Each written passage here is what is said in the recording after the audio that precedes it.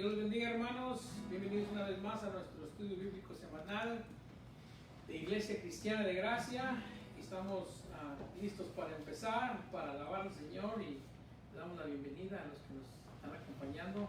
Poco a poco están llegando más personas y le estamos dando gloria a Dios porque nos ha mantenido sanos, ¿verdad? Y nos ha mantenido fortalecidos. Así que oremos. Padre amado, venimos a ti, Señor Santo, por darte gracias por este día. Gracias por tu amor, tu misericordia, por todo lo que suples. Gracias por ser nuestro Salvador, nuestro Redentor, Señor, al que pagó nuestra deuda. Y así, Señor, podernos acercarnos a tu trono de gracia. Señor, gracias por ese puente que creaste para que pudiésemos tener comunión contigo.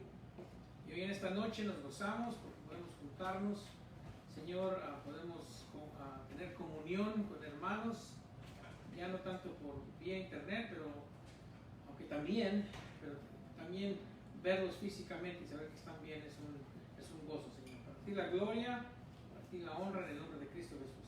Amén.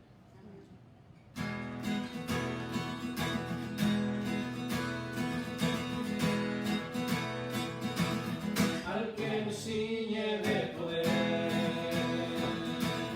aquel que mi victoria es, solo a él alabaré,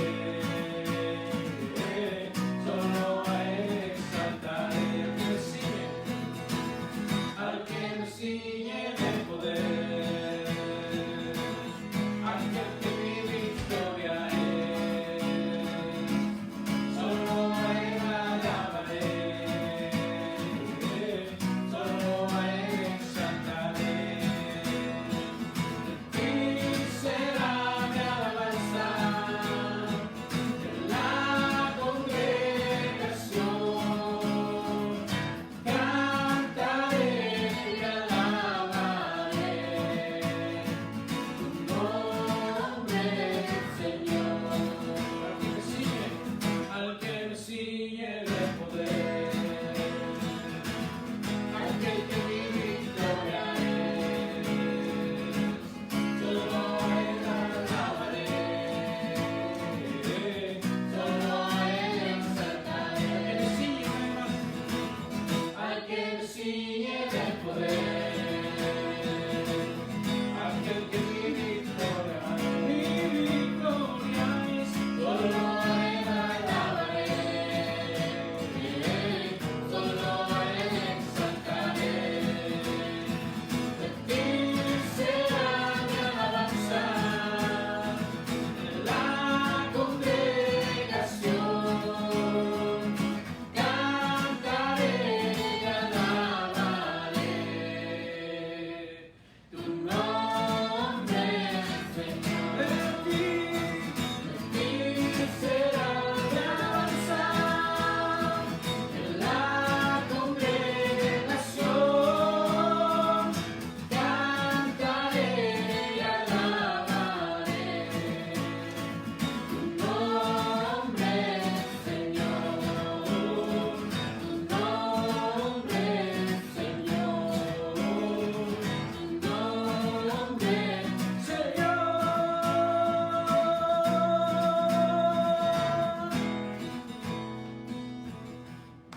Amén. Es de Él nuestra alabanza, es de Él nuestra exaltación, porque somos de Él. Amén. Y Él es digno de ser alabado. Este canto dice: vamos a cantar con la música del cielo, vamos a cantar alegres.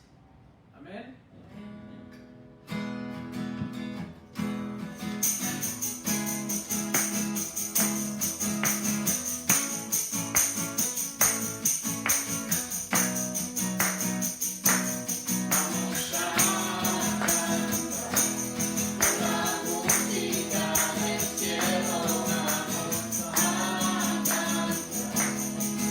Alegres porque escuchan cuando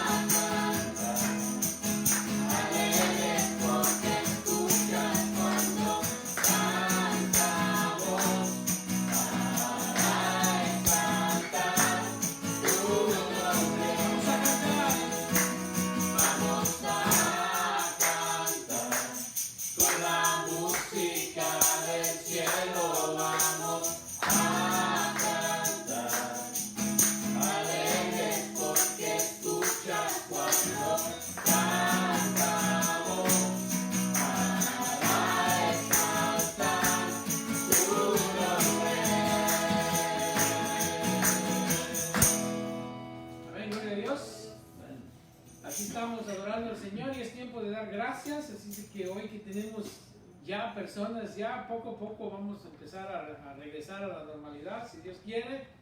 Pero de antemano yo le doy gracias porque nos ha mantenido sanos, porque su palabra ha continuado. Yo he aprendido más de su palabra y se sigue predicando la palabra de Dios. Nada puede detener amén, la palabra de Dios. Así que por eso doy gracias por ustedes que nos visitan, por mi esposa, mi hija, y por todo este tiempo que nos hemos trabajado juntos, hemos tenido paciencia los unos con los otros, y yo creo que ya no vamos a querer regresar a la normalidad, pero gloria a Dios. ¿Alguien más que quiera dar gracias? Amén. Yo también quiero dar gracias al Señor porque, pues como es poco a poco, vamos regresando y el Señor nos cuidó nos sigue cuidando, ¿verdad? Durante estos tiempos malos, pero si el Señor está en control, no hay de qué temer. También le doy gracias al Señor por esta casa que abre sus puertas para que su palabra sea proclamada y por todos ustedes que siempre tienen la palabra lista para predicarla, ¿verdad? Amén, amén. Y el amor que muestran para nosotros y que ya los consideramos como de familia. Sí, gloria a Dios, amén. Y también le doy gracias al Señor por mi esposa, por mis hijos, mi nieto, todos también, gracias a Dios, y Dios los bendiga. Ya bien grande el nieto. ¿Verdad? Perdón, hermano, me corté, dígame. Bueno, yo también quiero darle gracias a Dios por todas sus bellas y muchas bendiciones, por todo lo que hace por mi familia entera, por nuestros hermanos en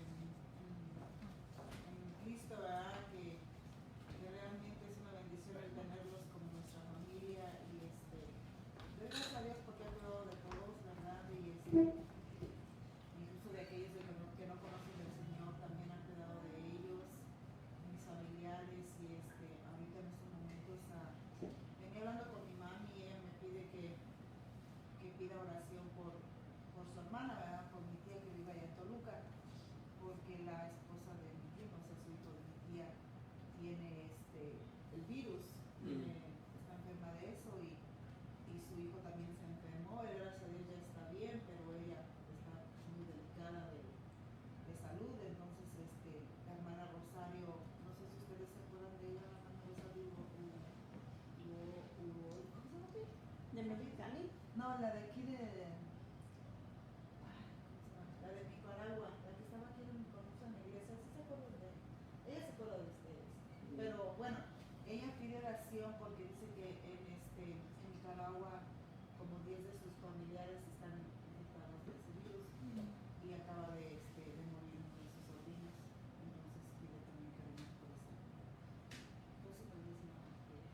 Entonces por su familia, y pues damos gracias, ¿verdad? De que, como dice mi esposo, hasta ahorita el Señor nos ha guardado y ha cuidado de nosotros, de todos los que nos rodean, y pues realmente es una bendición, y más que nada para nosotros como cristianos, el tenerle al Señor como nuestro Salvador, ¿verdad? Y Él es el que nos da esa seguridad, esa paz, esa tranquilidad que necesitamos al diario. Entonces yo le doy gracias a Dios por eso, porque Él siempre nos tiene en sus manos. ¿Cómo se llama la hermana? ¿Marta? La hermana de aquí, Rosario. Rosario Uloy. Uroya. Rosario. Sí, Muy que se bien. llama Rosario. ¿Alguien más que quiera dar gracias?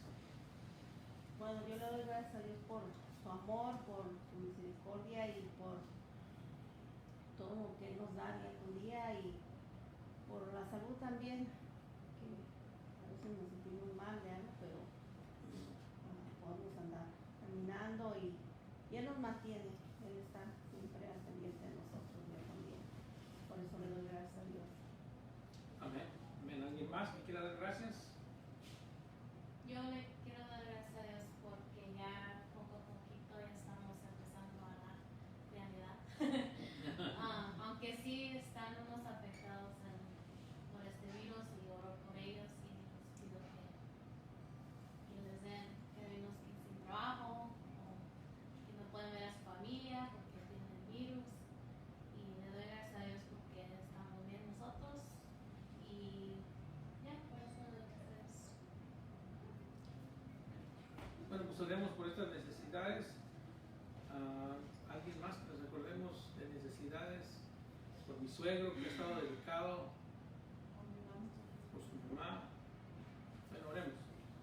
Padre amado, venimos a ti, Señor Santo, una vez más para darte gracias por tus bendiciones, tus misericordias. Señor, y venimos a ti pidiéndote por estas necesidades, Señor. Primeramente por los enfermos, esta hermana Rosario que tiene a varios de sus familiares en Nicaragua, Señor, enfermos. Te pido que los sanes, los toques, que se haga tu voluntad, Señor, en ellos. Y Señor, te pedimos por la mamá de la hermana Eva, cuides, que toques, que viaja mucho y a veces está sola, cuídala, Señor. Te pido por mi suegro también, que ha estado delicado últimamente, Señor, tú sabes la edad que él tiene, pero aún queremos verlo sano, aún queremos verlo que se recupere y que pueda estar en sus 5 sentidos, Señor. Gracias por tu misericordia, Señor. Te pido por la hermana Kelly, Señor, que está embarazada, que tú cuides de su embarazo, que tú cuides de su cuerpo, de su salud durante todo esto, Señor, y al final pueda ser un bello niño o niña, Señor, que tú puedas traer a luz y sea una bendición, Señor. Gracias una vez más por este lugar, por tu palabra que se continúa predicando y por tus grandes misericordias que constantemente estamos viendo, Señor. Sabemos que estas peticiones las hacemos conforme tu voluntad, sabiendo que tu voluntad es perfecta. Esas son nuestras peticiones. Para ti la gloria en el nombre de Cristo Jesús. Amén, Señor. Amén. Bienvenidos.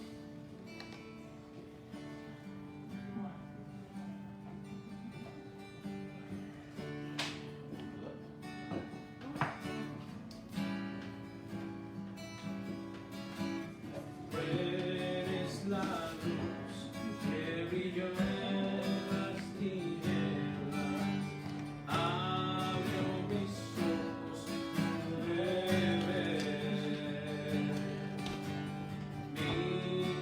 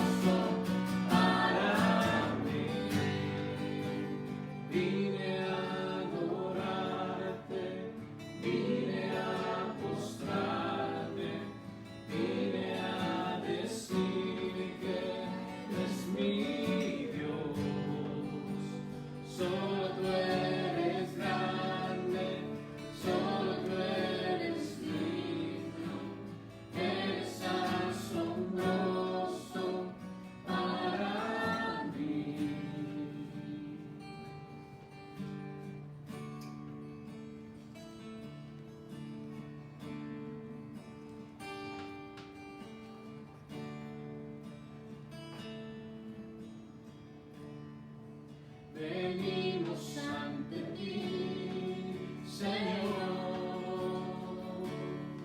con corazones sinceros,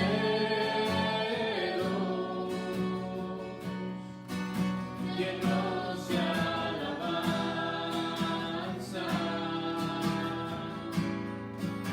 y de adoración.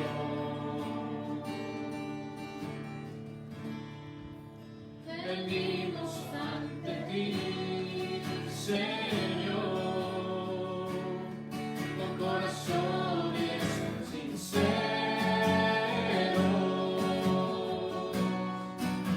llenos de alabanza y de adoración, porque tú eres Rey de Reyes y Señor de Señores. Tú eres digno que todos te adoren, porque tú eres Rey de Reyes y Señor de Señores. Tú eres digno que todos te adoren. Venimos ante ti, Señor, con corazones sinceros,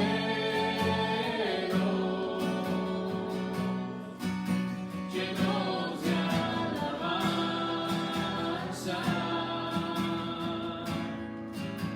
y de adoración. Venimos ante ti, Señor, con corazones sinceros,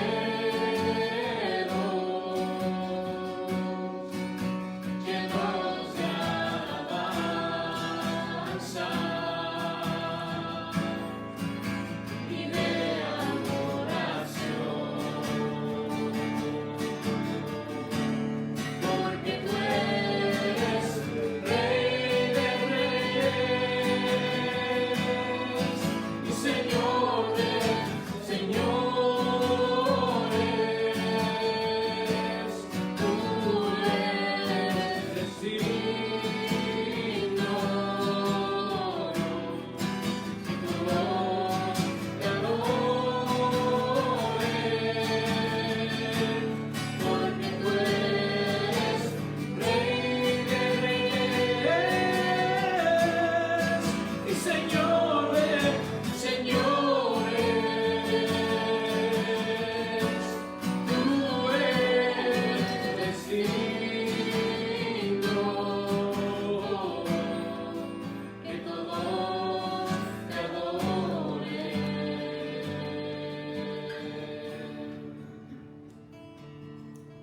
Sí, Padre, venimos a ti porque tú eres digno. Solo tú eres digno de recibir adoración. Solo tú eres digno de nuestra alabanza, Señor. Porque tú eres el único Dios soberano. Tú eres el único Dios verdadero. Todos los otros dioses son falsos, Señor. Todas las otras deidades que se dicen ser deidades no lo son, Señor. Tú eres el principio, eres el fin. Eres todopoderoso, eres soberano. Y lo más hermoso, Señor, es nuestro Redentor.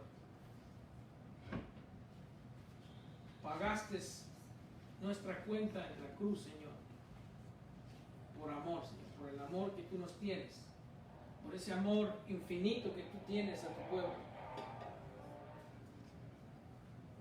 Gracias, Señor, porque no hay nada que podamos hacer, no hay nada que podamos decir que pueda recompensar, Señor, ese sacrificio en la cruz del Calvario, Señor, y lo único que podemos hacer es rendirnos a ti y decirte que tomes nuestras vidas, que las uses conforme tu voluntad.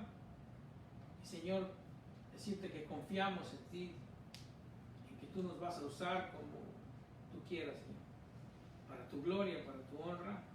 Y es lo que queremos hacer en esta noche, honrarte, alabarte, glorificarte.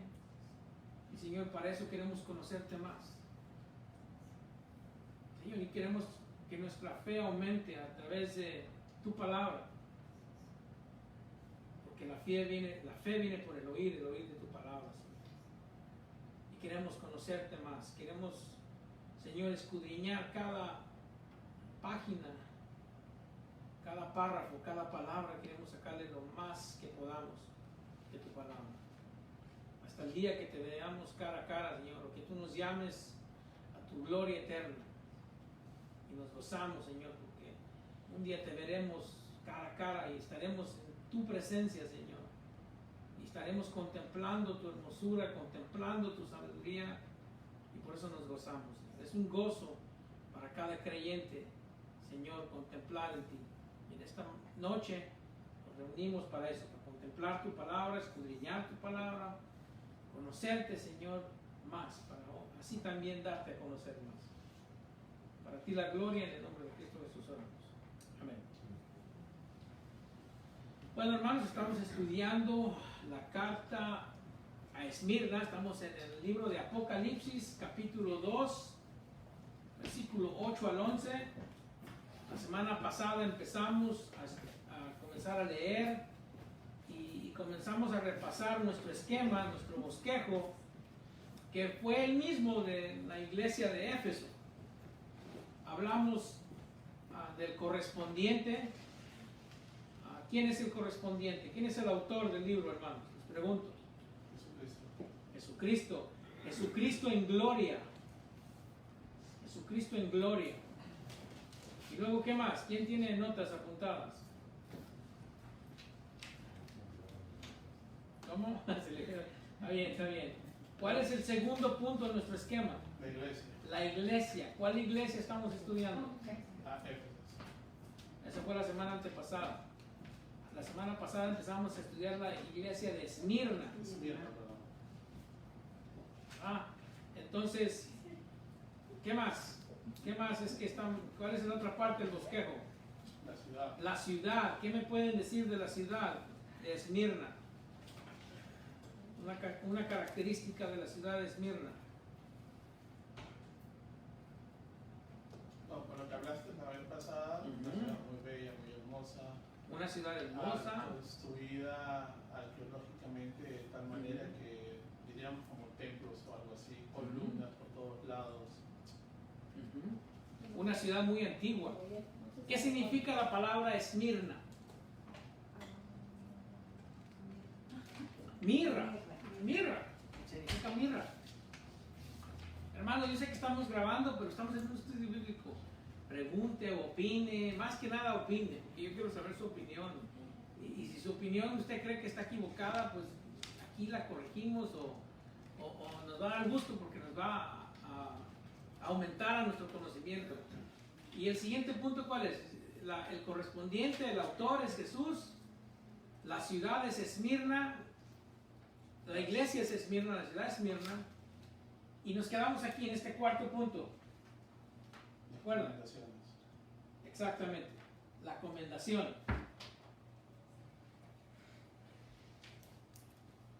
Jesús en el versículo 9 de Apocalipsis 2 les va a comenzar a hablar de las cosas que hacen ellos. Dice, yo conozco tus obras y tu tribulación y tu pobreza, pero tú eres rico. Y la blasfemia de los que se dicen ser judíos y no lo son, sino sinagoga de Satanás. Vamos a hablar de esto un poquito, hermanos. Y quiero que de antemano entiendan que no soy yo el que los llama blasfemia, que estos judíos blasfemaron en contra del Señor, sino que la palabra. No soy yo el que va a decir que es una sinagoga de Dios, sino que son una sinagoga de Satanás. No sienta que yo estoy atacando a los judíos, porque no lo hago yo personalmente, sino que lo hace la palabra de Dios. Porque vamos a hablar de eso. ¿Por qué? Porque está en la palabra. Jesús le dice que conoce sus obras. Recordemos que lo que estudiamos en el capítulo 1, cómo Jesús se mueve en medio de la iglesia, que tiene ojos como de fuego, como láseres, ¿verdad? Hablábamos, ojos que pueden ver todo. Nada se le escapa al Señor. Hermanos, yo puedo engañar a mi hija, a mi esposa, yo puedo engañarlos a ustedes, pero al Señor Jesús no lo puedo engañar, porque Él ve lo más profundo de mí. Y por eso repetidamente digo que yo soy el peor pecador que yo conozco. Usted debe de ser el peor pecador que usted conoce. Y aquí dice el Señor, yo conozco tus obras. Jesús conoce todo de esta iglesia de Esmirna. Lo conoce todo. Conoce todo de esta iglesia. Conoce todas las iglesias de todo el mundo, en todo tiempo. Y luego, punto número 1, parte de sus obras es que dice, conozco tu tribulación. El versículo dice, yo conozco tus obras y tu tribulación. Ahora la pregunta, ¿por qué sufrían persecución, tribulación? Jesús les está diciendo, conozco la presión que tienes, conozco tu dolor, conozco tus problemas, pero la pregunta es, ¿por qué sufrían persecución los de Esmirna? Y les pregunto, hermanos, opinen, ustedes deben de estar leyendo este capítulo, yo creo que ya lo han leído unas 30 veces, ¿verdad? Acuérdense que todo este mes deberían de estar leyendo el capítulo 2 de Apocalipsis.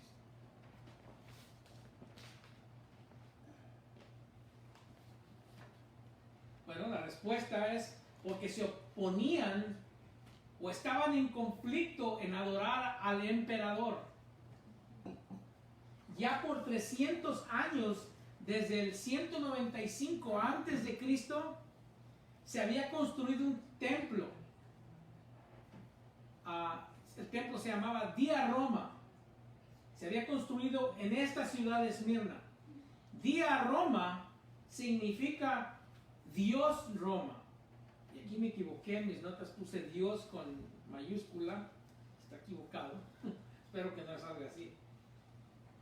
Dia Roma significa Dios Roma. Roma se había personificado como un Dios. Hay naciones que llegan a ser tan grandes que quieren tomar esa personificación de Dios. La otra creación, la otra nación y cultura que llegaron antes de los romanos fueron ¿quiénes? Los griegos. Romanos, griegos, antes de los griegos.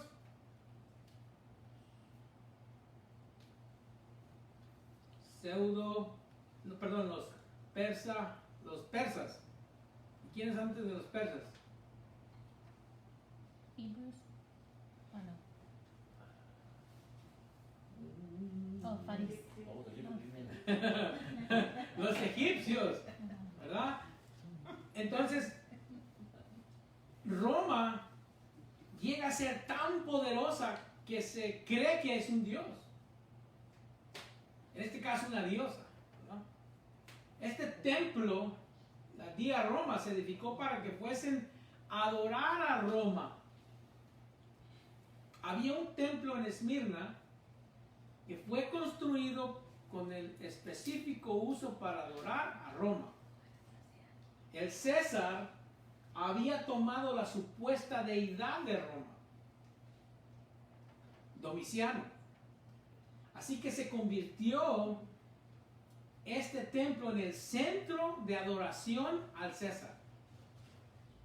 Porque en los ojos de sus seguidores, César es Dios. El emperador, para ellos era Dios. Y así lo encaminaba el gobierno romano. Los hermanos en Esmirna se rehusaban a llevar incienso al templo di a Roma, para adorar al César. Los hermanos no tenían su certificado anual. La semana pasada hablábamos de que recibían su certificado por haber ofrecido incienso. Los hermanos de Esmirna no tenían ese certificado de que ya fueron a adorar al César, porque los hermanos de Esmirna no le iban a llamar a Dios al César. Y por esa razón los hermanos eran acusados de rebeldes y así perdían sus vidas. Hoy podemos hablar de cómo este gobierno, etcétera, etcétera, y podríamos, pero estamos hablando de la palabra de Dios. Versículo 9 dice: yo conozco tus obras y tu pobreza, pero tú eres rico. Y luego dice: y la blasfemia de los que se dicen ser judíos. Jesús dice: yo conozco la blasfemia de los que dicen ser judíos, pero no lo son, sino sinagoga de Satanás. Otro enemigo que tienen estos hermanos en Esmirna son los judíos, tristemente. No nos debe de sorprender, hermanos, no nos debe de sorprender.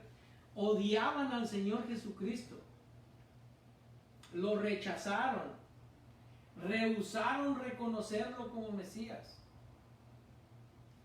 como Salvador. Ahora, es una de las declaraciones más sorprendentes, creo yo, en toda la palabra de Dios, cuando Jesús dice que ellos son sinagoga de Satanás. Yo le puedo preguntar a quien sea: ¿quién es el pueblo de Dios? Los judíos. Y no es opinión, es lo que dice la palabra. Yo no estoy condenando al pueblo judío. Yo no estoy diciendo que el pueblo judío no es el pueblo de Dios, o el pueblo escogido que Dios escogió. Pero estamos haciendo nota a lo que aquí dice en Apocalipsis 2:9. Jesús dice que ellos son sinagoga de Satanás. Judíos que habían rechazado a Jesús, hermanos. Judíos que odiaban la iglesia. Grupo que antes pertenecía el apóstol, ¿quién? Pablo. El apóstol Pablo pertenecía al grupo, y me estoy refiriendo al grupo religioso en el tiempo, los fariseos. Pablo era fariseo y estuvo presente cuando estaban asesinando a cristianos antes de su conversión a Cristo, de Pablo. Estos judíos que rechazaron al Mesías, para ellos el judaísmo se convierte en algo hasta satánico, se puede decir. La religión judía en ese tiempo era algo muy satánico. Y no es mi opinión, es lo que dice la palabra. Similar que adorar al emperador. Aún peor, creo, por el privilegio que han tenido de conocer la palabra. Estos judíos difamaban a los cristianos. Estoy hablando de estos judíos que se encontraban en Esmirna. No estoy generalizando que todos los judíos. Pero estos judíos difamaban a los cristianos, los difamaban por supuesto canibalismo. ¿Han oído eso? Acusando a los que comían carne y tomaban sangre. ¿Alguien sabe por qué los acusaban de eso? Viene de la cena. Este es mi cuerpo, representado por un pan. Pero eran difamados los cristianos y decían: estos son unos caníbales, andan comiendo carne y toman sangre humana. Los difamaban por inmoralidad, porque se saludaban de beso y abrazo.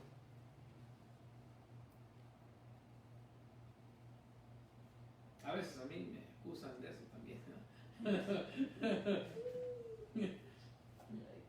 Los difamaban por destruir hogares. Porque si un miembro del hogar llegaba a Cristo, causaba división.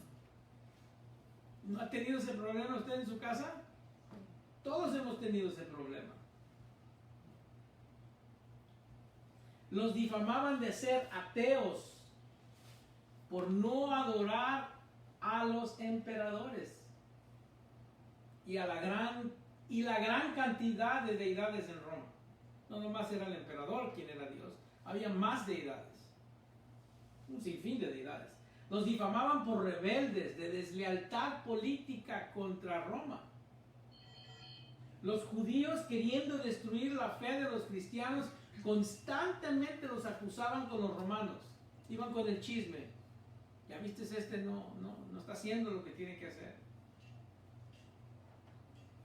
Cuando Jesús dice que conoce sus tribulaciones, aquí en el versículo 9, y la blasfemia de aquellos que dicen ser judíos y no lo son, sino que son sinagoga de Satanás, se refiere a estas falsas acusaciones.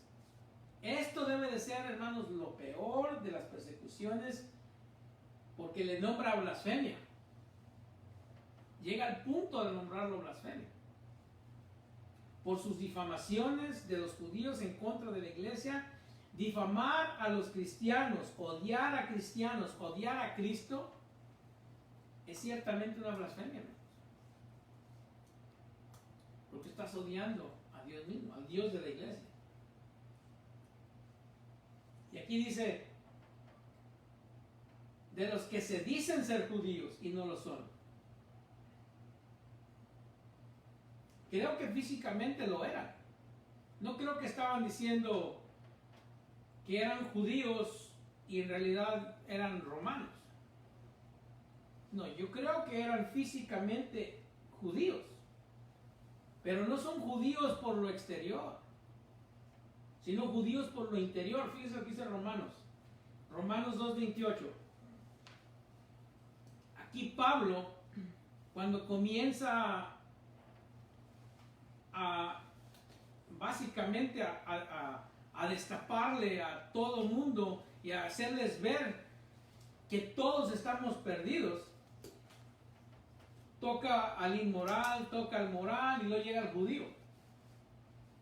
Y en el capítulo 2, versículo 28, dice, pues no es judío el que lo es exteriormente, ni es la circuncisión la que se hace exteriormente en la carne,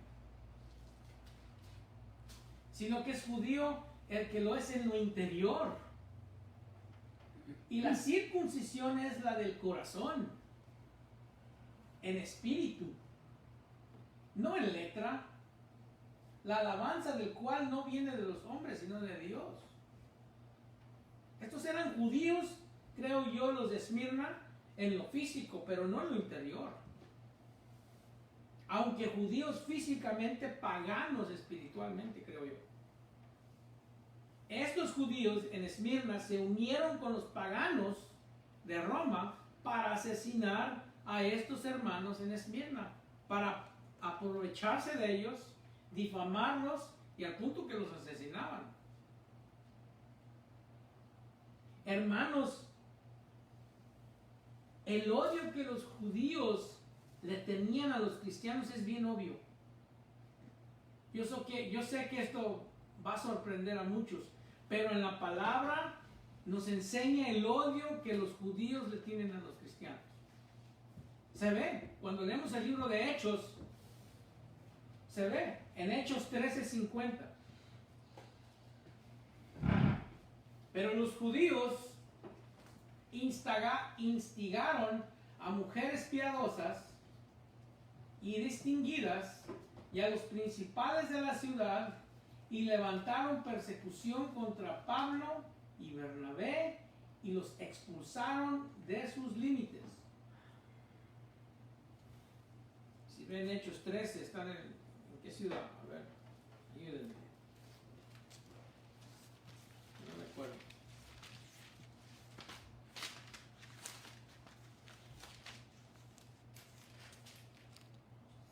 Antioquía, creo que están. Sí, Antioquía.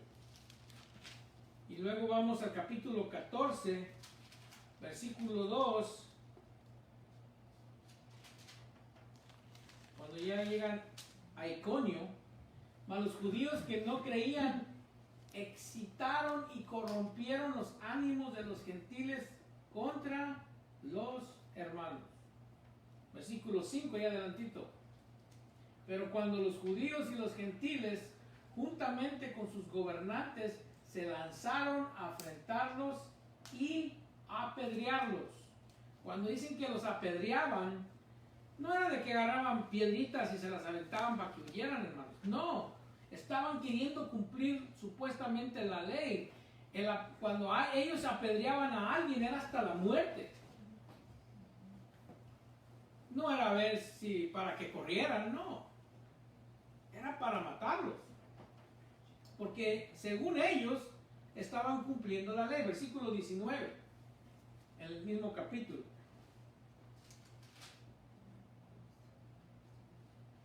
Entonces vinieron unos judíos de Antioquía, los vienen siguiendo. Pablo y Bernabé están en su viaje y a veces tienen que huir a la siguiente ciudad. ¿Y qué pasa? Los siguen. Entonces vinieron unos judíos de Antioquía y de Iconio que persuadieron a la multitud y habiendo apedreado a Pablo, le arrastraron fuera de la ciudad pensando que estaba muerto. Hermanos, yo soy de los que creo que es muy probable que sí lo mataron y que Dios lo resucita. Y cuando él habla de esa visita al tercer cielo, es que es aquí, quizás, es mi opinión. Pero lo apedrearon y lo dieron por muerto, y lo arrastraron y lo aventaron fuera de la ciudad. Así es el odio. Así es el odio que tenían a los cristianos. Ahora el capítulo 17, versículo 5, dice: entonces los judíos que no creían, teniendo celos, tomaron consigo a algunos ociosos hombres malos y juntando una turba, alborotaron la ciudad y asaltando la casa de Jasón, procuraban sacarlos al pueblo. ¿Para qué? Para matarlos. No tan solo rechazaron a Cristo, hermanos, no tan solo le persiguieron a él hasta la cruz, pero también se lincharon contra los cristianos, con los seguidores de Cristo. Pablo, siendo uno de sus líderes, estaba presente cuando mataron a pedradas, lo apedrearon a Esteban, ¿se acuerdan? En Hechos 7. Ahí empieza esa gran persecución. Persecución y tribulación que Dios permite. Es algo trágico, hermanos, saber que los cristianos fueron perseguidos por los judíos. También, como es trágico, o está mal, que algunos que se dicen ser cristianos, han perseguido también a judíos.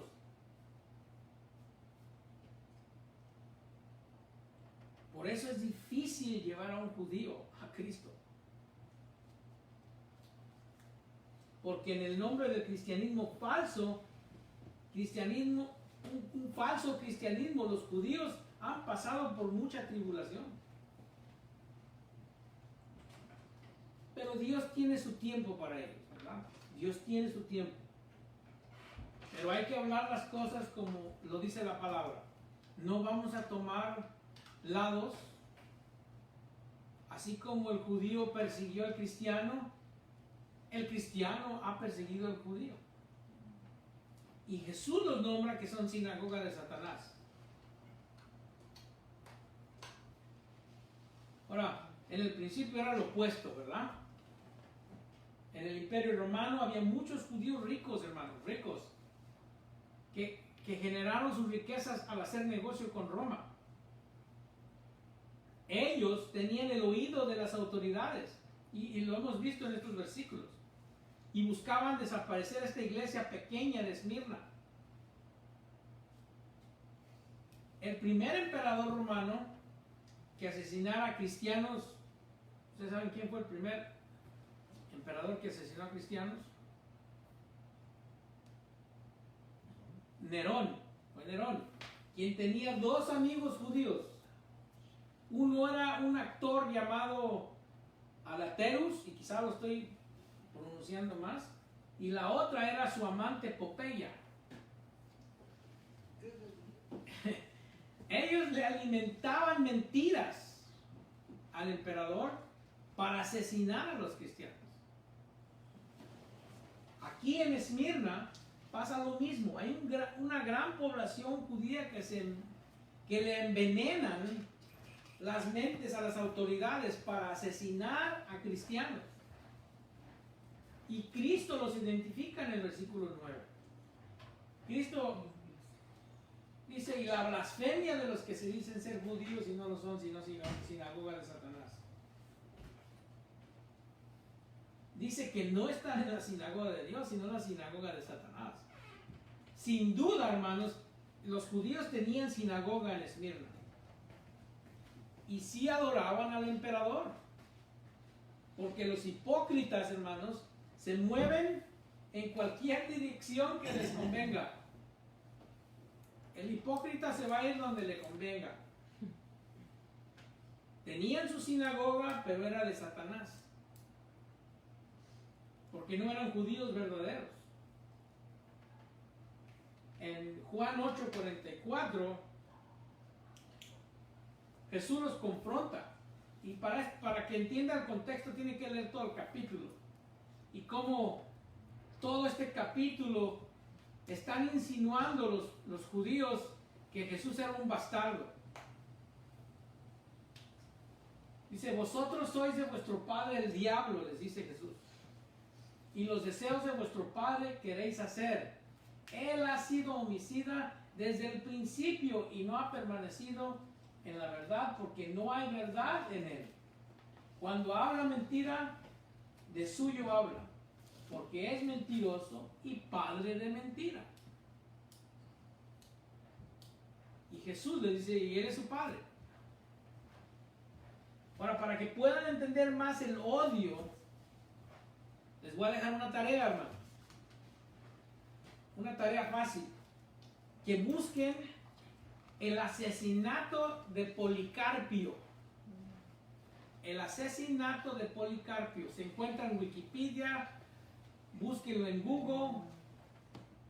Y hay suficiente información en Wikipedia para tener una ilustración del odio que los judíos le tenían a los cristianos en Esmirna.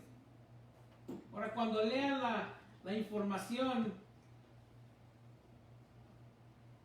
va a ser información como historia de la iglesia. Bueno, es una historia que no necesariamente el remanente ha puesto, sino que es una historia de una iglesia católica que tiene un poquito de... Pero el hermano Policarpio, en la historia de la iglesia fundamental cristiana, era el pastor de Esmirna. Y ahí ustedes busquen, hagan esa búsqueda.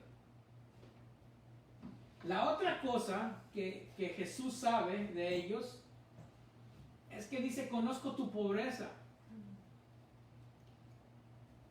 Eran pobres. Eran bien pobres. Ahora hay dos palabras en el griego para pobre. La palabra penea significa que tienes lo suficiente. No tienes cosas de más o lujos. No tienes nada extra. Bueno, esta no es la palabra que se usa aquí. La palabra que se usa aquí es tokas en el griego. Tokas, que significa pobre al punto de no tener nada. Hermanos, ninguno de nosotros aquí yo creo que hemos experimentado eso. Yo creo que ninguno de los que estamos aquí somos de la otra palabra, penea, tampoco. Todos tenemos lujos. ¿Cuántos tienen más de un par de zapatos? ¿Cuántos tienen más de 5 pares de zapatos? ¿Cuántos tienen más de un carro?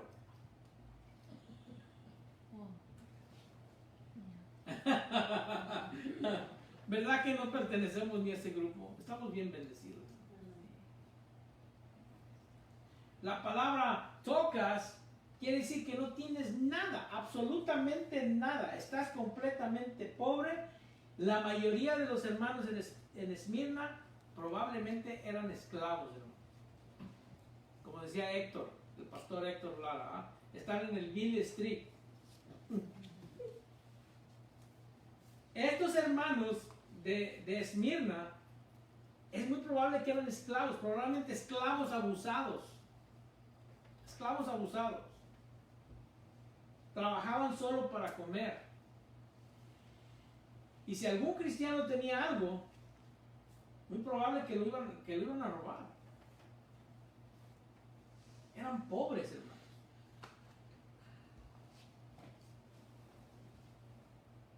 Y eran pobres por su fe. Eran pobres por su fe. Porque cuando ellos eran identificados como cristianos, las puertas se cerraban para ellos. Porque no adoraban al emperador.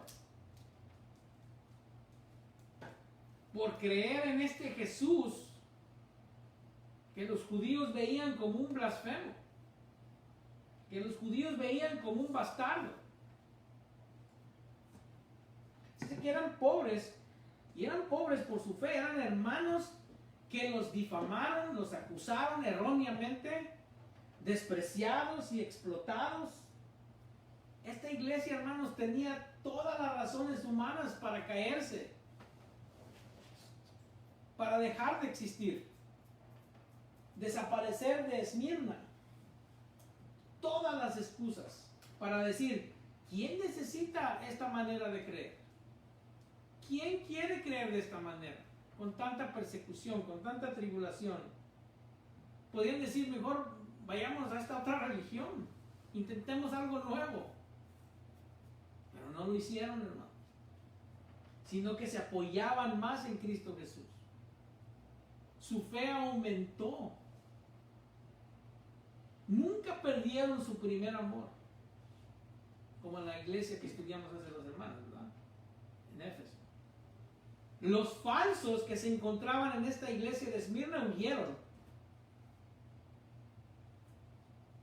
¿Por qué? Porque ¿quién hipócritamente va a seguir una mentira? O algo que le va a causar dolor.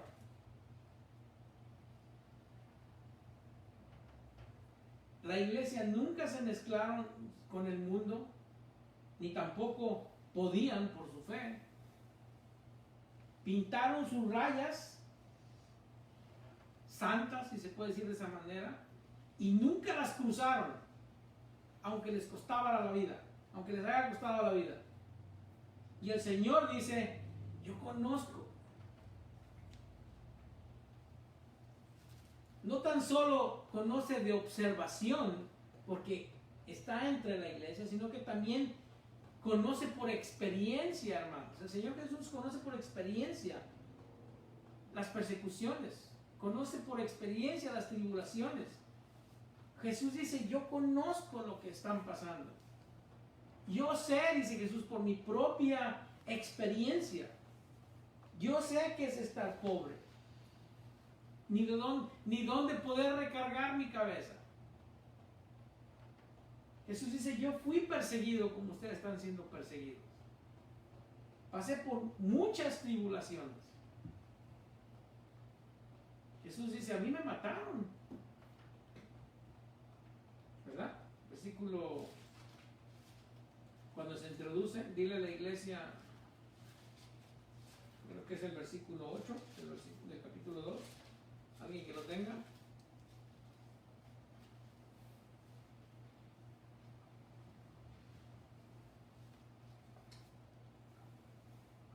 Y escribe al ángel de la iglesia en Esmirna, el primero y el postrero, el que estuvo muerto.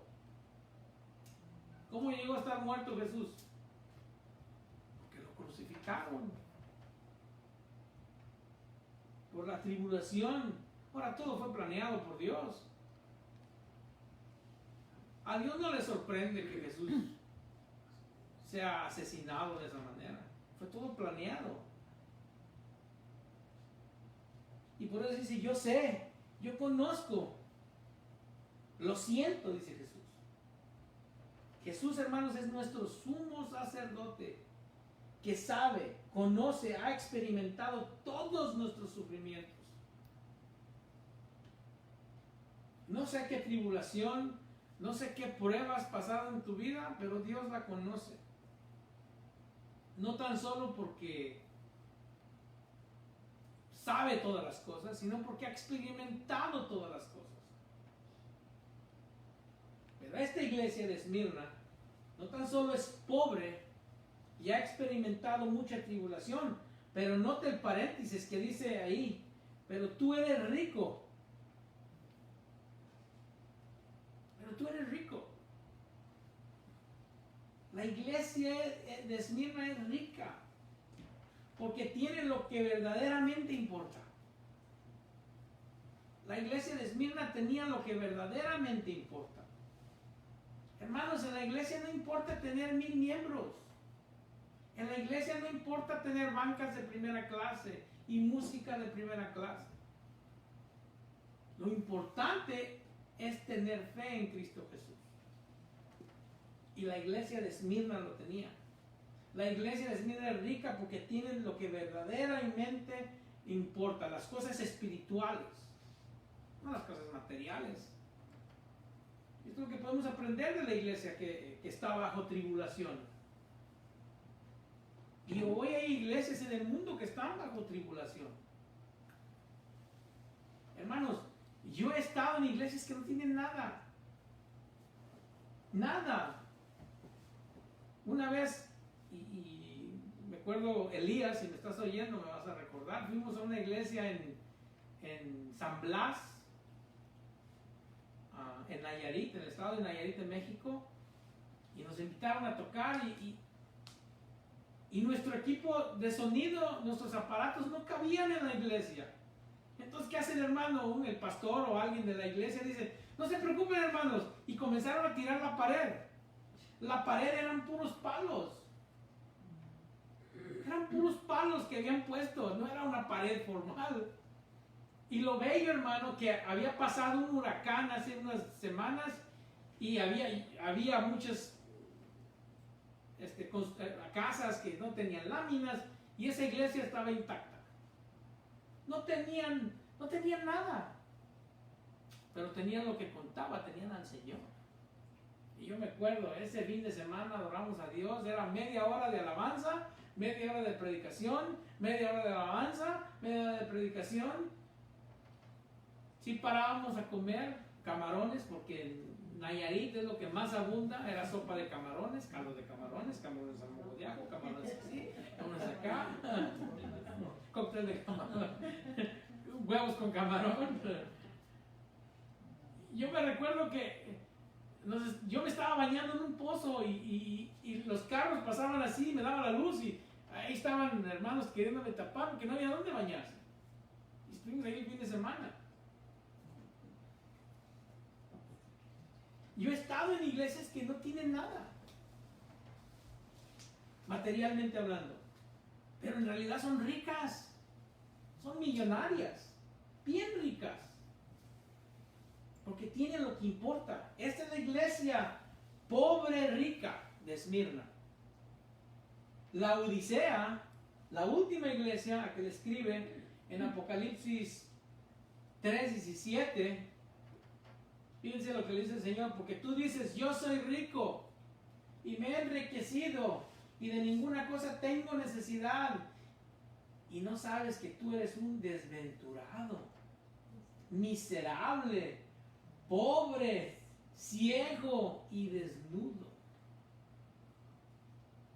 Esta es la iglesia rica, pobre, lo opuesto de Esmirna. Ahora, ¿quién de verdad es rico? ¿Esmirna o la Odisea? Esmirna. Esmirna tenía santidad, poder, amor, gozo, gracia, paz, fe, amigos de verdad. Hermanos, los amigos de verdad se encuentran cuando las cosas materiales son puestas a un lado. Tristemente hay personas que solamente buscan amistades que manejen buen carro, que tengan buena casa. Y esos amigos son de agua. Cuando llega la presión, cuando llega el calor, se evaporan. Estos hermanos tenían fe, recursos divinos, tenían a un Salvador que les comprendía, tenían gracia sobre gracia, eran ricos.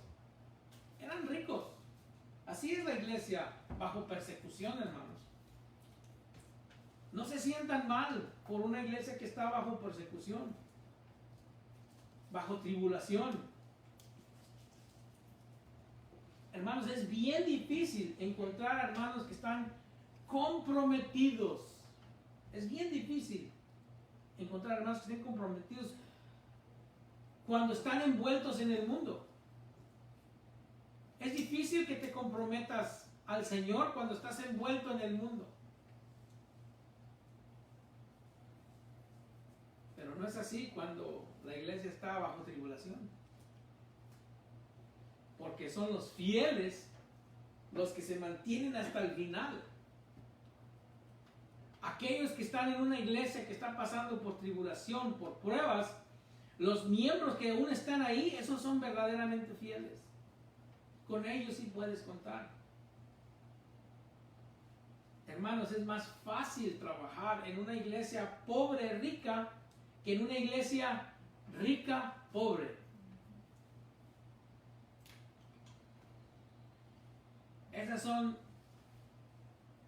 las comendaciones. Punto número 5. ¿Cuál es el punto número 5? Es el autor, el correspondiente, la iglesia, la ciudad, las comendaciones y después el bosquejo que hemos seguido de la iglesia de Éfeso es la misma, el mandamiento.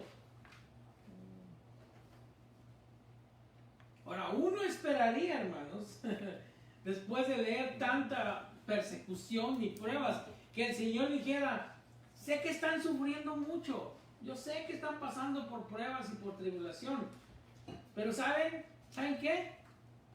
Ya pronto pasará esto. Ya pronto va a pasar esta prueba. Pero no, hermanos. Y yo sé que lo digo con risa y no es para reírse, pero no es así. Y me río por la falsa doctrina que se enseña allá afuera. Tú eres victorioso, decláralo, no para de sufrir, dile no al cáncer. Hermanos, nosotros no somos Dios. Dios nos pone a prueba, nos deja pasar por tribulación. ¿Para qué? Para que crezcamos. Esa falsa enseñanza de que, ay no, tú te mereces lo mejor, ya no tienes que sufrir. No tienes dinero, pero saca un carro del año. Y ahí estás endeudado. De verdad, por fe. Lo espiritualizamos. Por fe declaro. Uno esperaría que el Señor dijera: yo sé que estás pasando por muchas pruebas, por muchas tribulaciones, pero esta prueba va a pasar ya. No. Dice, viene más. Viene aún más. Versículo 10. No temas en nada lo que vas a padecer. Lo que vas a padecer en el futuro. He aquí el diablo echará a algunos de vosotros en la cárcel para que seas probados y tendréis tribulación por 10 días. Sé fiel hasta la muerte y yo te daré la corona de la vida. Fíjense lo que dice Salmo 56:11. En Dios he confiado, no temeré. ¿qué puede hacerme el hombre? Y para poder entender estos versículos bien, tenemos que entender la posición en cual nos encontramos, que vamos a hablar un poquito más adelante. Juan 16:33 es un versículo bien conocido, que no sé por qué la iglesia no lo lee y lo entiende en el contexto de la iglesia de hoy en general, estoy hablando. Estas cosas he hablado para que en mí tengáis paz. ¿En el mundo qué? Tendréis aflicción. Jesús no prometió riqueza, no prometió que todo va a ser de color de rosa, que vas a caminar en carpeta real y que te tienen que recibir como rey. No, el Señor prometió, en el mundo tendréis aflicción, pero confiad, yo he vencido al mundo. No hay promesas de descanso, más bien de que viene más tribulación, más sufrimiento. No temas en nada lo que vas a padecer. Y luego dice, he aquí. ¿Qué significa he aquí? Va a pasar. Esta es la realidad. Es lo que está queriendo decir con el he aquí. El diablo echará a algunos de vosotros en la cárcel.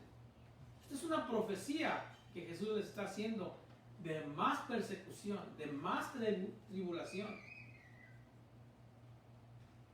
Es una profecía que la tribulación no va a terminar. Y hermanos, hasta cierto punto es precioso ver cómo Dios controla al diablo. Podría haber dicho, yo le estoy dando permiso al diablo que haga esto. Algunos de ustedes van a ir a la cárcel. Y la pregunta sería, ¿pero por qué? No temas en nada lo que vas a padecer. He aquí el diablo echará a algunos de vosotros en la cárcel. ¿Por qué? Para que seas probados.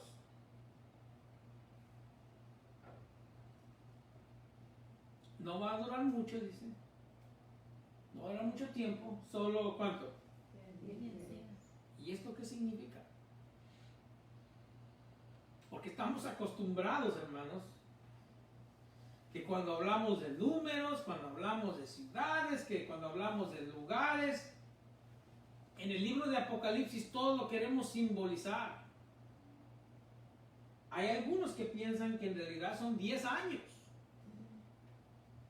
¿Verdad? Porque sacan aquella cita donde dice un día para el Señor son 1000 años, como 1000 años para el Señor es un día, ¿verdad? Diciendo un día representa un año. Otros piensan que significa un tiempo indeterminado. Yo soy de los que creen que cuando Dios quiere decir algo, tiene la libertad para decirlo como Él quiere. Si Dios dice 10 días, ¿cuántos días son? 10 días. 10 días. Ahora, ¿podrá un teólogo, un maestro leer más que esto aquí? Y hermanos, aquí tengo estudios, Biblias de estudio que van a cubrir 10 puntos, por qué son 10 años, que por qué es un tiempo indeterminado y por qué es un periodo de tiempo nada más y por qué van a ser no 10 años, sino que es 10 generaciones. Y al final va a decir el teólogo o el escritor del libro, lo más probable es que son 10 días.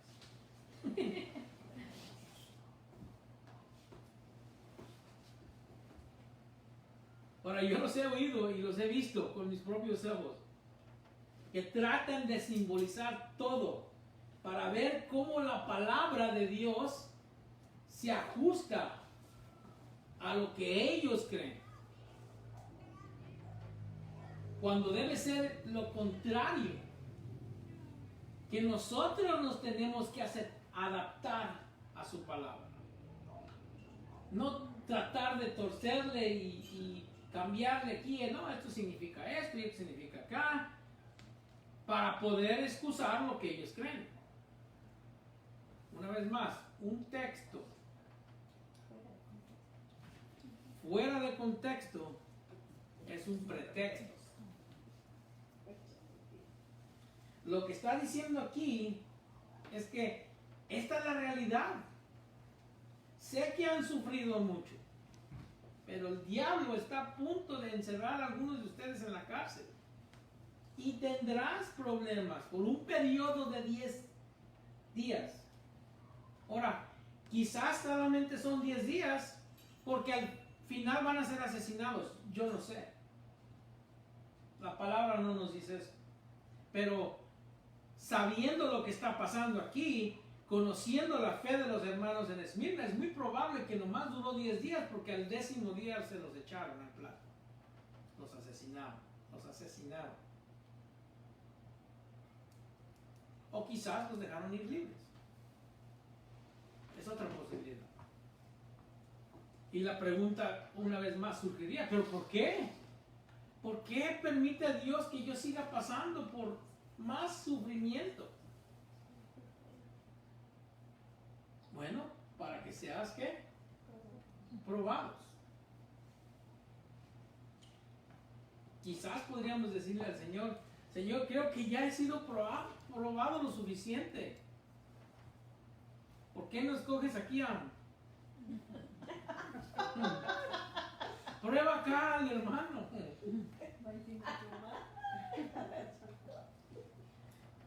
Dios, yo creo que tú ya sabes que mi fe es genuina, que soy salvo. Ya me has probado lo suficiente. Lo que el hermano quiere probar es el pastel, ¿verdad? ¿Para qué seguirme probando, hermano? Dios. Yo creo, esta es mi opinión, y cuando yo diga esto tienen que ponerse alerta, porque aquí no lo dice la palabra, sino que es mi opinión. Y créanme que yo sé qué significa opinión, porque me hicieron que buscara la definición esta semana, una sobrina mía. Yo creo que es que el diablo, hermanos, el diablo tiene una historia muy larga en querer destruir la fe que salva, la fe genuina. Hermanos, ¿sabían ustedes que Satanás puede leer la palabra de Dios? ¿Sabían que Satanás es un evangélico fundamental? ¿Sabían que Satanás interpreta la palabra correctamente? Él, cuando la lee, lo único que él quiere es destruir el plan de Dios, el propósito de Dios.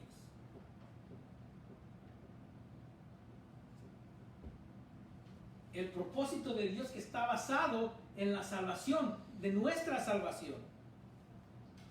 Quiere atacar la salvación y lo hace al confundir el evangelio o al atacar a un creyente. A un creyente que ya es salvo eternamente y para siempre, atacando la salvación que el creyente ya posee.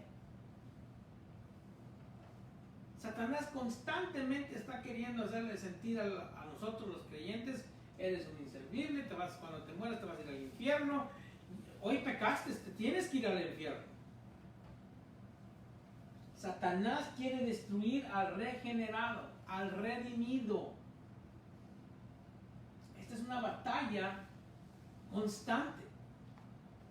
Cristo dice, yo te tengo en mis manos. Juan 10. Te estoy protegiendo. Pero Satanás está diciendo, deja que yo vaya en contra de él. Yo voy a luchar contra ese hermano hasta que pueda vencer a esa persona. Ahora, si recuerdan, ¿cuántos recuerdan la historia de Job? ¿Cuál es el mensaje de Job? ¿Qué pasó con Job? Satanás regresó de andar ¿qué? Rodeando la tierra. Ahí la palabra de Dios nos enseñó que la tierra era ¿qué? Redonda, ¿verdad? Le tomó a... ¿Sabe cuánto al hombre, ¿verdad? ¿Y qué dijo ¿Y qué le dijo Dios a Satanás? ¿Cómo? Que se había visto ¿Has considerado a Job? Y yo digo, hey, le está recomendando a Job. No, espérame, señor, no. Time out. Ya no haga recomendaciones de eso. Queremos decirle al Señor qué tiene que hacer, ¿verdad? Dios recomienda a Job, le recomienda a Satanás a Job, que es el más justo de todos los hombres.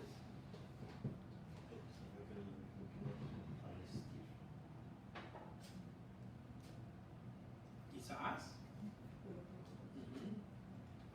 Dice el hermano que porque Dios sabía que era el único que podía resistir. Muy probable, es una buena observación. ¿Qué le dice Satanás a Dios? Pues este cuate te alaba de embalde, anda en Mercedes, entras a su casa y hay una carpeta roja que te recibe, salen mujeres a aventar pétalos para que donde él camine. O sea, este cuate te adora de embalde. Tiene una familia, una mujer que quiere que se muera. No, mejor no. Tiene hijos perfectos. Es rico, es uno de los hombres más ricos al momento. ¿Verdad? ¿Y qué le dice Dios? Haz lo que tú quieras. Pero su alma, ¿a quién le pertenece su alma? A Dios. ¿Qué le puede hacer Satanás a su alma? Nada, hermanos, nada.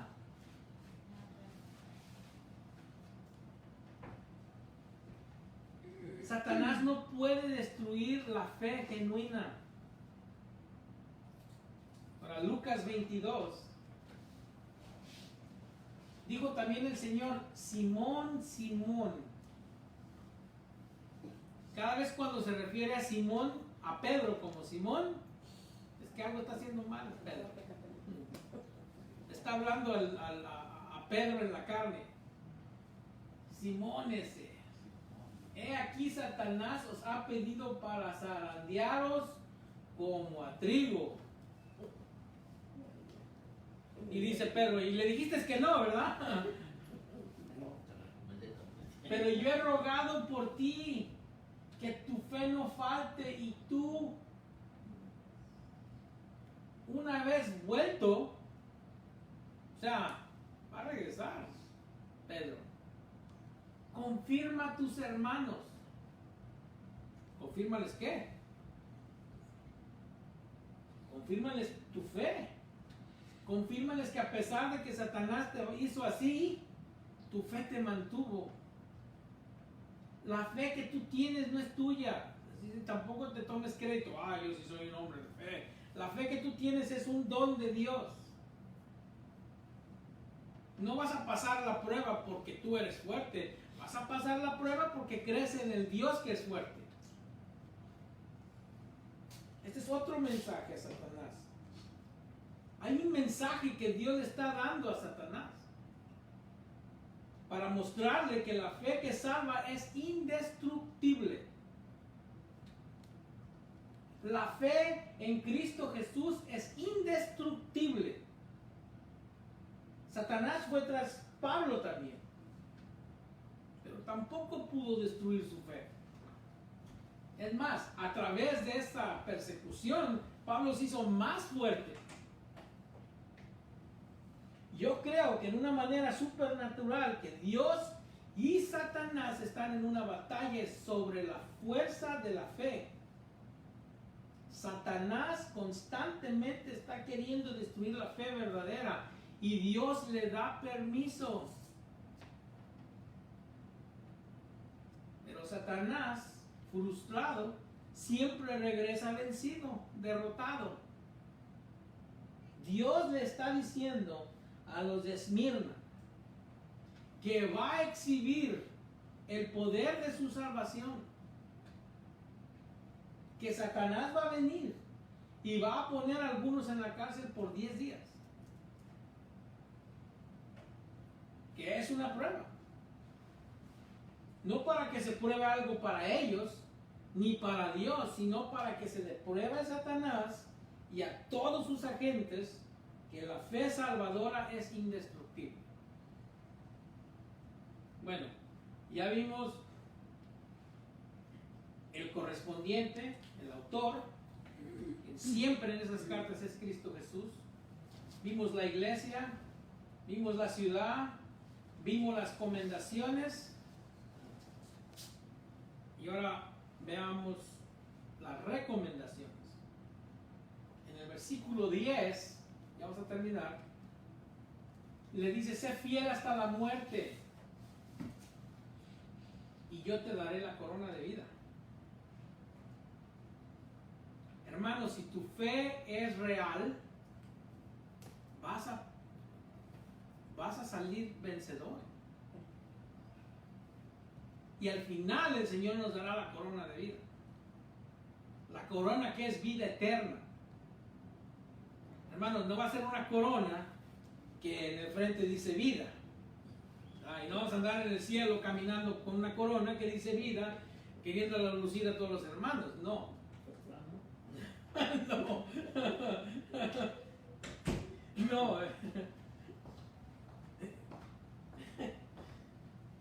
La gloria es la corona. Es la culminación, la recompensa. Y la recompensa es vida y vida eterna. Jesús está diciendo aquí: si mueres en fidelidad genuina, te daré vida. Hermanos, y si eso es así, ¿a qué le podemos temer?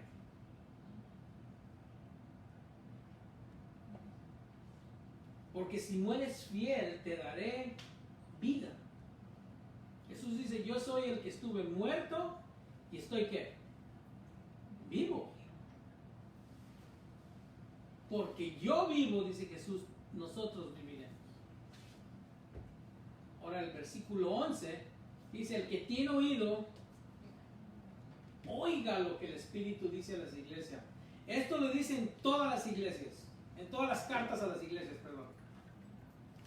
Está diciendo: presta atención, escucha lo que estoy diciendo. Jesús lo dijo, Juan lo escribió, el mensajero lo entregó, el ángel, ¿verdad? Es un mensajero. Y el Espíritu Santo se lo está recalcando a esta iglesia. La palabra de Dios siempre recalcada a nosotros, a nuestros corazones, por el Espíritu Santo, diciendo que escuchemos y que obedezcamos. En la segunda parte del versículo dice: el que venciere no sufrirá daño de la segunda muerte. Recordemos siempre que cuando está hablando de alguien quien venció, está hablando de quién. No, está hablando de un cristiano. Cada vez que termina, algo así termina diciendo: el que venciere. No está hablando de cristianos, está hablando de personas en general. El que venciere es el cristiano. Primera Juan, lo vimos hace 2 semanas, 5, ¿qué dice? Alguien que lo lea, voz alta.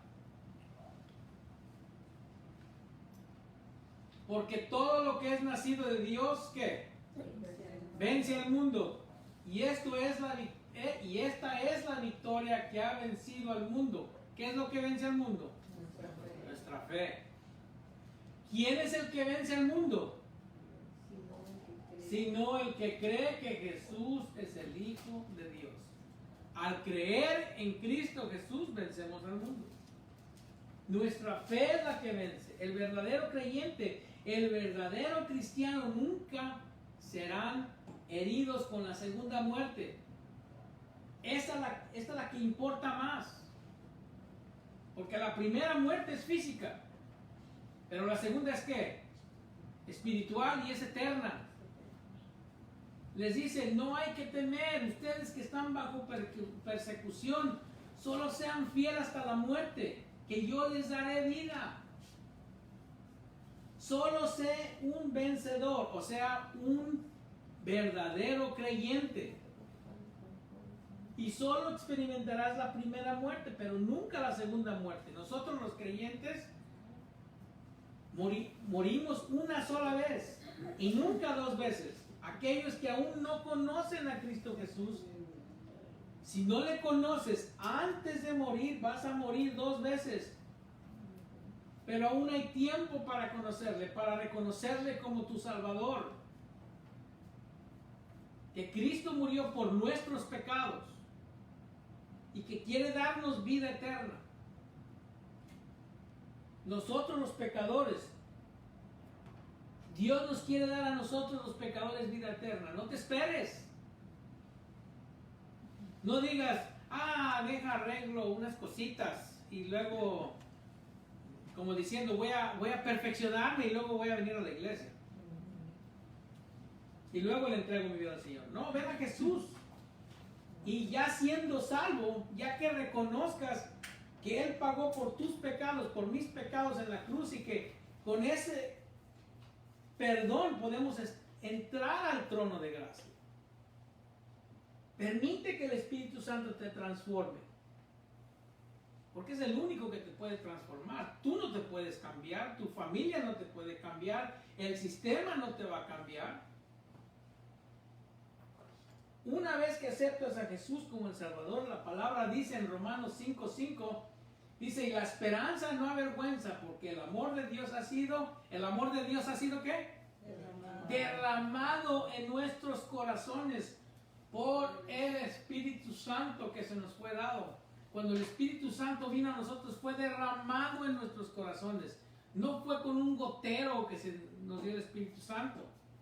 Si fuese así, hubiese la necesidad de decir, Espíritu Santo ven, pero el Señor ya vino, el Espíritu Santo ya está en ti, fue derramado como una cascada que cae.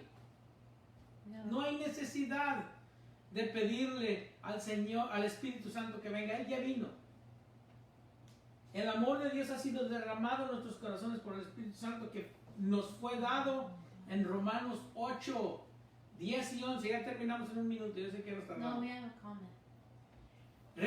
Dice Romanos 10, 8, 10 y 11, pero si Cristo está en vosotros, el cuerpo en verdad está muerto a causa del pecado, mas el Espíritu ¿qué? Vive a causa de la justicia. Susan said, entonces la primera muerte no es la del bautizo. La muerte del bautizo es una muerte figurativa. El bautismo representa la carne. El bautizo es un símbolo que cuando somos bautizados morimos a la carne. Y cuando salimos del agua representa que somos una nueva creación. Ahora ya hemos nacido en el Espíritu. Cuando yo estoy hablando de la primera muerte, me refiero a la primera muerte física. Y después los que no han aceptado a Cristo Jesús tendrán que ir al trono, donde van a ser juzgados y van a morir eternamente, la segunda muerte. Dice Romanos 8, 10 y 11, pero si Cristo está en vosotros, el cuerpo en verdad está muerto a causa del pecado, mas el Espíritu vive a causa de la justicia. Versículo 11, y si el Espíritu de aquel que levantó de los muertos a Jesús mora en nosotros, el que levantó de los muertos a Cristo Jesús vivificará también vuestros cuerpos mortales por su Espíritu que ya mora en nosotros, hermanos. Esto es un error doctrinal que está pasando hoy en día en la iglesia.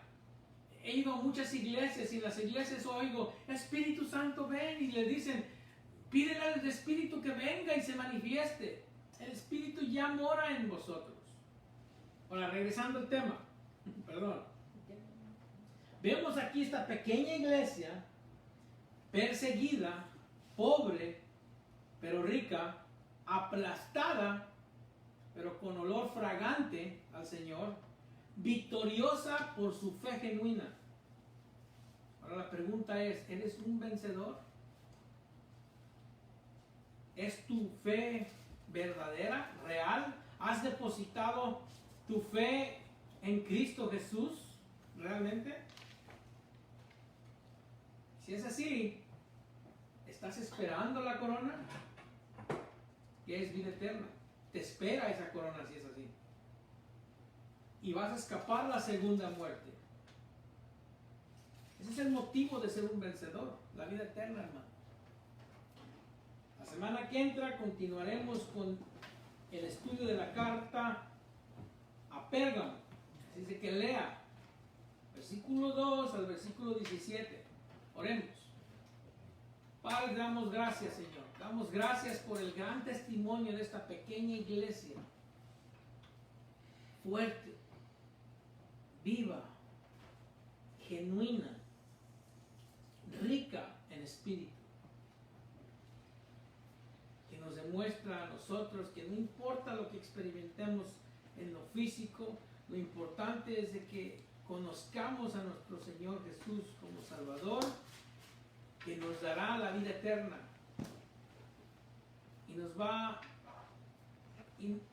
va a bloquear de experimentar esa segunda muerte.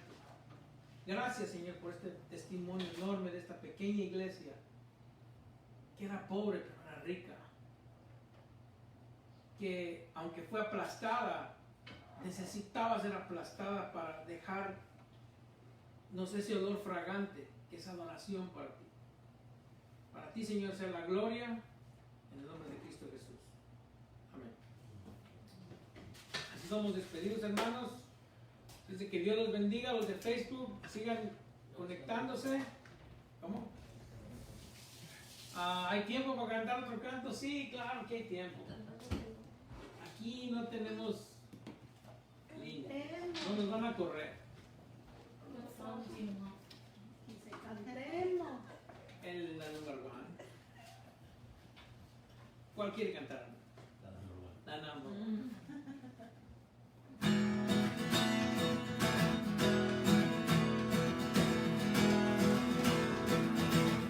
I can see